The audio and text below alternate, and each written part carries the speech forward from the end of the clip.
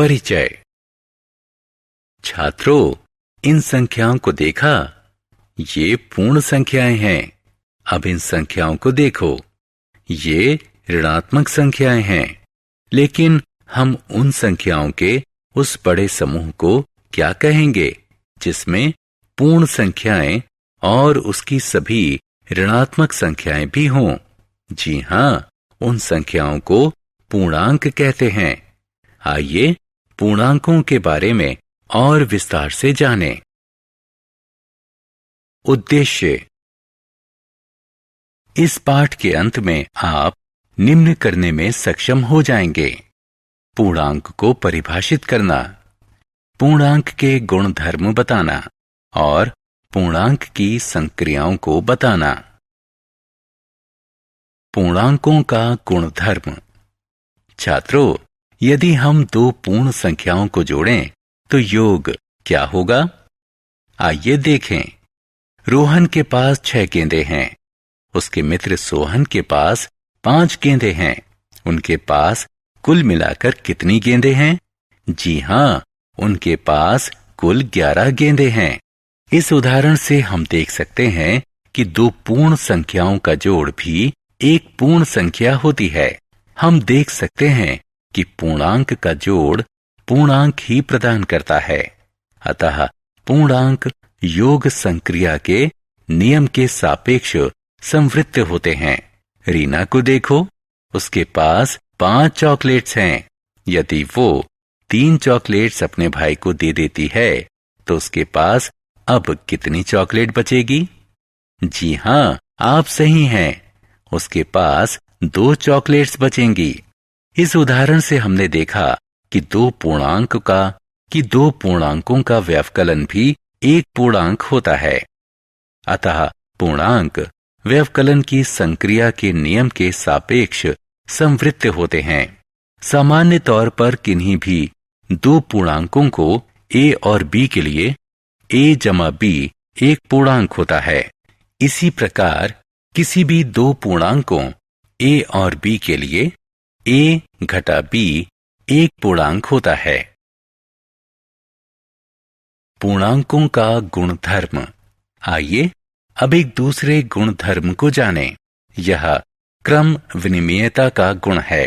यह 10 रुपए का नोट है। यदि हम इसमें 2 रुपए का एक सिक्का जोड़ दें तो हमें 12 रुपए प्राप्त होंगे। अब 2 रुपए का एक सिक्का लीजिए और इसमें 10 रुपए का एक नोट जोड़िए। हमें पुनः 12 रुपए ही प्राप्त होंगे। या हम इसे 10 जमा 2 बराबर 12 के रूप में लिख सकते हैं और 2 जमा 10 बराबर 12 भी। दोनों ही स्थितियों में उत्तर समान रहेगा। इसका अर्थ है कि पूर्णांकों को किसी भी क्रम में जोड़ा जा सकता है। अतः पूर्णांकों का योग क्रम विनिमयता के नियम का पालन करता है। साधारणतः किन्हीं दो पूर्णांकों a और b के लिए हम कह सकते हैं कि a जमा b बराबर है b जमा a के।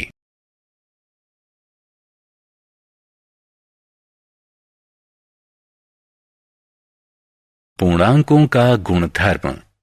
छात्रों, क्या 5 घटा कोष्ठक में घटा 3 बराबर है कोष्ठक में घटा 3 घटा 5 के? जी नहीं, क्योंकि 5 घटा कोष्ठक में घटा 3 बराबर 5 जमा 3 बराबर 8 और कोष्ठक में घटा 3 घटा 5 बराबर घटा 3 घटा 5 बराबर घटा 8। अतः हम कह सकते हैं कि व्यवकलन की संक्रिया क्रम विनिमयता के गुण का पालन नहीं करती। अब इस उदाहरण को देखें। हम पूर्णांकों घटा 3 घटा 2 और घटा 5 को लेते हैं। कोष्ठक में घटा 5 जमा कोष्ठक में घटा 3 जमा कोष्ठक में घटा 2 और कोष्ठक में घटा 5 जमा कोष्ठक में घटा 3 जमा कोष्ठक में घटा 2 को देखिए। पहले योग में कोष्ठक में घटा 3 और कोष्ठक में घटा 2 को एक साथ रखा गया है और दूसरे में कोष्ठक में घटा 5 और कोष्ठक में घटा 3 को एक साथ रखा गया है। दोनों ही स्थितियों में हमें परिणाम घटा 10 प्राप्त होता है। यह दर्शाता है कि पूर्णांक योग की संक्रिया में साहचर्य के गुण का पालन करते हैं। साधारणतः किसी भी पूर्णांक a, b और c के लिए हम कह सकते हैं कि a जमा कोष्ठक में b जमा c बराबर कोष्ठक में a जमा b जमा c के।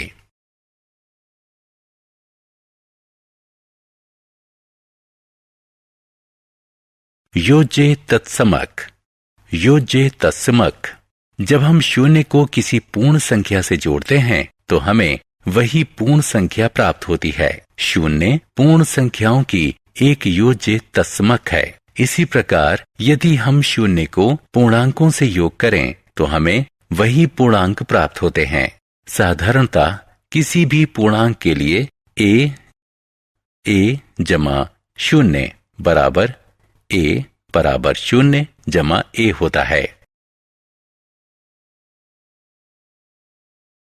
पूर्णांकों का गुणन। हम जानते हैं कि पूर्ण संख्याओं का गुणन पुनरावृत्ति योग होता है। उदाहरण स्वरूप 2 जमा 2 जमा 2 बराबर 3 गुणा 2 बराबर 6।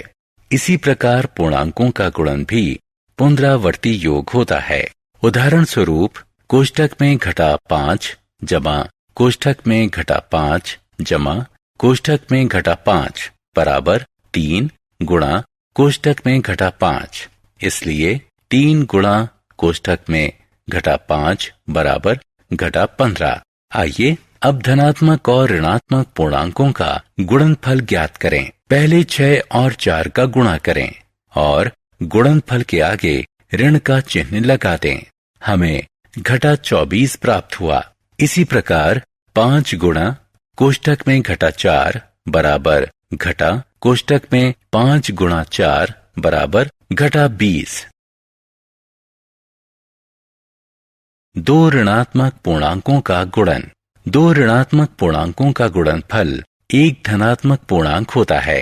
हम 2 ऋणात्मक पूर्णांकों को पूर्ण संख्या की तरह गुणा करते हैं। सामान्यतः किन्हीं भी 2 धनात्मक पूर्णांकों a और b के लिए कोष्ठक में घटा a गुणा कोष्ठक में घटा b बराबर a गुणा b। 3 या ज्यादा ऋणात्मक पूर्णांकों का गुणन। इन उदाहरणों को देखिए।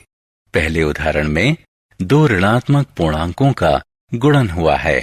दूसरे उदाहरण में 3 ऋणात्मक पूर्णांकों का गुणन हुआ है। तीसरे उदाहरण में 4 ऋणात्मक पूर्णांकों का गुणन हुआ है और चौथे उदाहरण में 5 ऋणात्मक पूर्णांकों का गुणन हुआ है।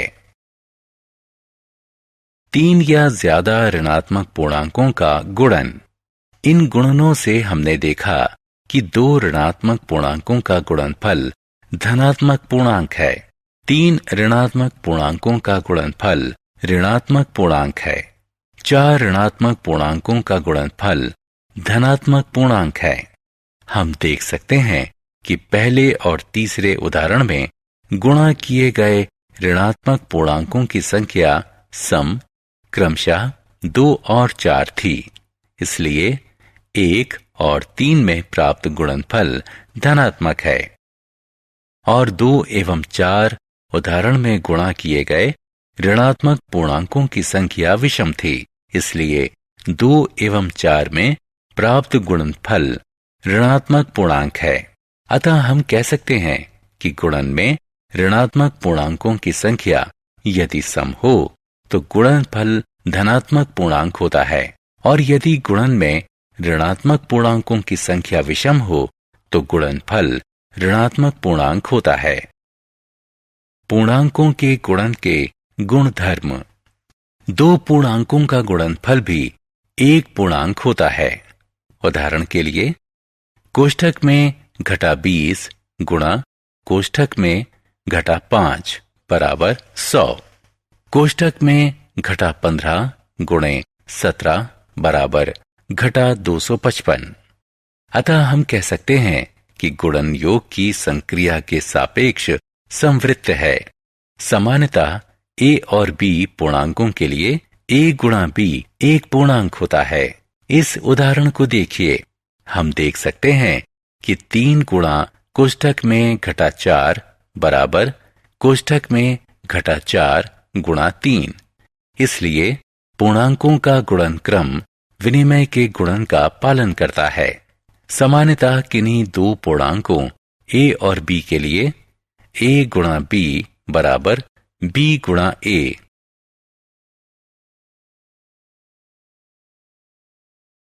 ऋणात्मक पूर्णांक और शून्य का गुणनफल शून्य होता है। उदाहरण स्वरूप कोष्ठक में घटा 3 गुणा शून्य बराबर शून्य होगा। शून्य गुणा कोष्ठक में घटा 4 बराबर शून्य होगा। घटा 5 गुणा शून्य बराबर शून्य होगा। शून्य गुणा कोष्ठक में घटा 6 बराबर शून्य होगा। सामान्यतः किसी भी पूर्णांक a के लिए a गुणा शून्य बराबर शून्य गुणा a बराबर शून्य। जब हम किसी पूर्णांक से 1 का गुणा करते हैं तो गुणनफल वही पूर्णांक प्राप्त होता है। उदाहरण स्वरूप कोष्ठक में घटा 3 गुणा 1 बराबर घटा 3। 1 गुणा 5 बराबर 5। इसका अर्थ है एक पूर्णांक के लिए गुणात्मक तत्समक है। सामान्यतः किसी भी पूर्णांक a के लिए a गुणा 1 बराबर 1 गुणा a बराबर a। लेकिन जब हम किसी पूर्णांक का घटा 1 से गुणा करते हैं तो हमें पूर्णांक का योज्य प्रतिलोम प्राप्त होता है। इन उदाहरणों में घटा 3 हो गया है 3, घटा 6 हो गया है 6, 13 हो गया है घटा 13 और घटा 25 हो गया है 25। साहचर्य और वितरण का गुणधर्म। 3 पूर्णांकों का गुणनफल पूर्णांकों के समूहबद्धता पर निर्भर नहीं होता और इसे गुणन का साहचर्य गुण कहते हैं। किन्हीं 3 पूर्णांकों a, b और c के लिए कोष्ठक में a गुणा b गुणा c बराबर a गुणा कोष्ठक में b गुणा c। उदाहरण स्वरूप 7 गुणा कोष्ठक में 6 गुणा कोष्ठक में घटा 4 बराबर 7 गुणे कोष्ठक में घटा 6 गुणा कोष्ठक में गुणा 4। आइए अब गुणन के वितरण गुण की तरफ बढ़ें। किन्हीं भी पूर्णांकों a, b और c के लिए a गुणा कोष्ठक में b जमा c बराबर a गुणा b जमा a गुणा c। उदाहरण स्वरूप कोष्ठक में घटा 2 गुणा कोष्ठक में 3 जमा 5 बराबर कोष्ठक में घटा 2 गुणा 3 जमा कोष्ठक में घटा 2 गुणे 8। इसी प्रकार 3 पूर्णांकों a, b और c के लिए a गुणा कोष्ठक में b घटा c बराबर a गुणा b घटा a गुणा c। उदाहरण स्वरूप 4 गुणा 3 घटा 8 कोष्ठक में बराबर 4 गुणा 3 घटा 4 गुणा 8। भाग। हम जानते हैं कि भाग गुणन की व्युत्क्रम संक्रिया है क्योंकि 3 गुणा 5 बराबर 15, इसलिए 15 भाग 5 बराबर 3 और 15 भाग 3 बराबर 5। जब हम ऋणात्मक पूर्णांक को एक धनात्मक पूर्णांक से भाग देते हैं तो हम उनका भाग पूर्ण संख्याओं की तरह करते हैं और उनके भागफल के आगे एक चिन्ह लगा देते हैं। इस प्रकार हमें एक ऋणात्मक पूर्णांक प्राप्त होता है। सामान्यतः किन्हीं 2 धनात्मक पूर्णांकों a और b के लिए a भाग कोष्ठक में घटा b बराबर कोष्ठक में घटा a भाग b, जहां b 0 के बराबर नहीं है। भाग का गुणधर्म। भाग क्रम विनिमय के गुण का पालन नहीं करता। उदाहरण स्वरूप कोष्ठक में घटा 8 बटा कोष्ठक में घटा 4 कोष्ठक में घटा 4 बटे कोष्ठक में घटा 8 के बराबर नहीं है। शून्य द्वारा किसी पूर्णांक में भाग देना अर्थहीन है और शून्य को शून्य के अतिरिक्त अन्य किसी पूर्णांक से भाग देने पर भागफल शून्य आता है। किसी भी पूर्णांक को 1 से भाग देने पर भागफल वही पूर्णांक होता है। उदाहरण स्वरूप कोष्ठक में घटा 8 बटा 1 बराबर है कोष्ठक में घटा 8 के। कोष्ठक में घटा 11 बटा 1 बराबर है कोष्ठक में घटा 11 के। किंतु किसी पूर्णांक को घटा 1 से भाग दिया जाए तो गुणनफल वही पूर्णांक नहीं होगा। उदाहरण स्वरूप घटा 8 कोष्ठक में बटा कोष्ठक में घटा 1 बराबर है 8 के। 11 बटा कोष्ठक में ऋण 1 कोष्ठक में घटा 1 बराबर है घटा 11 के।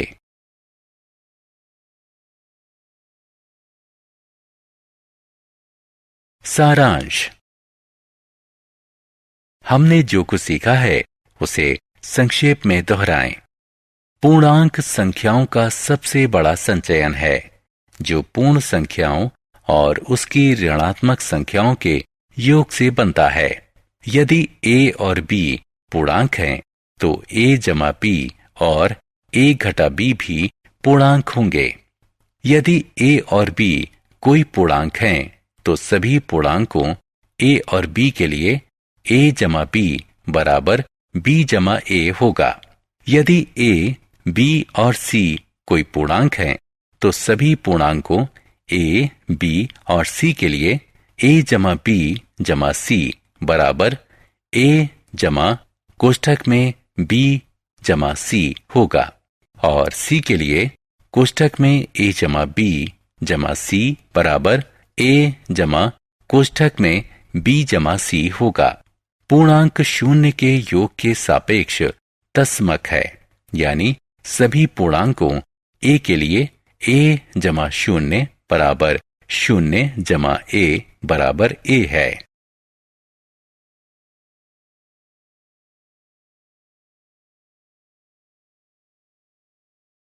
एक धनात्मक और एक ऋणात्मक पूर्णांक का गुणनफल ऋणात्मक और एक दो ऋणात्मक पूर्णांकों का गुणनफल धनात्मक होता है। गुणन में ऋणात्मक पूर्णांकों की संख्या यदि सम हो तो गुणनफल धनात्मक पूर्णांक होता है और यदि गुणन में ऋणात्मक पूर्णांकों की संख्या विषम हो तो गुणनफल ऋणात्मक पूर्णांक होता है।